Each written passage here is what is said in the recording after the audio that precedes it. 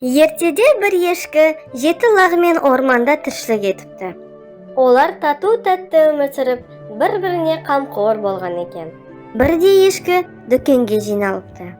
Лақтарым, есікті ешкімге ашпаңдар. Мен қайтып оралғанда есікті қағып, лақтарым, шынақтарым, аналарың сүт әкелді, есікті ашыңдар деп ән саламын дейді. Мұның бәрін маңайда жүрген қасқыр естіп қойды. Ол лақтарды алдамақ болды.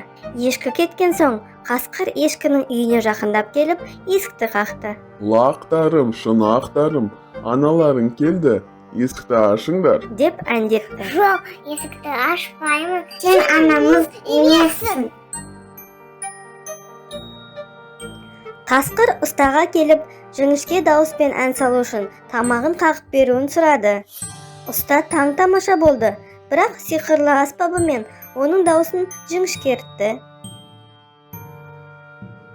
Қасқыр ешкінің үйіне жақындап келіп, есігін қақты. Жіңішке, нәзік даусымен «Лақтарым, шынақтарым, аналарың сүт әкелді, есікті ашыңдар» деп әндетті.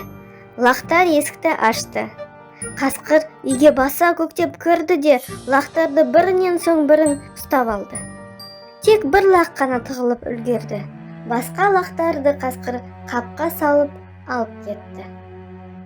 Ешкі үйіне келсе, есік айқара ашық жатыр. Ешкі бас көз жасын көл қылып зарлап жылады. «Лақтарым, шынақтарым, қасқырға жем болдыңдар». Төсектің астынан ешкі бір лағын тауып, жұбанып қалды. Осы лағы екеуі қалған лақтарды іздеп шығады. Ешкі қасқырға келіп, «Сен бе менің лақтарымды жеп қойған?» деп сұрады. Қасқыр оған, «Жоқ, мен сен лақтарын жеген жоқпын». «Жемегеніңді дәлелде, кел, екеуміз мына ордан секірейік. Егер сен менің лақтарымды жемесең, онда оңай секіріп кетесің» деді. Қампиған қарнымен ордан секіру қасқырға қиын түсетіні белгілі. Амал қанша секірді, бірақ өзін-өзі ұстай алмай орға құлады. Қарны жарылып, одан тап-таза лақтар орғып шықты. Олар аналарымен шұрқырасып табысты. Сөйтіп ешкі лақтарымен бұрынғыдай ынтымақты өмір сүріпті.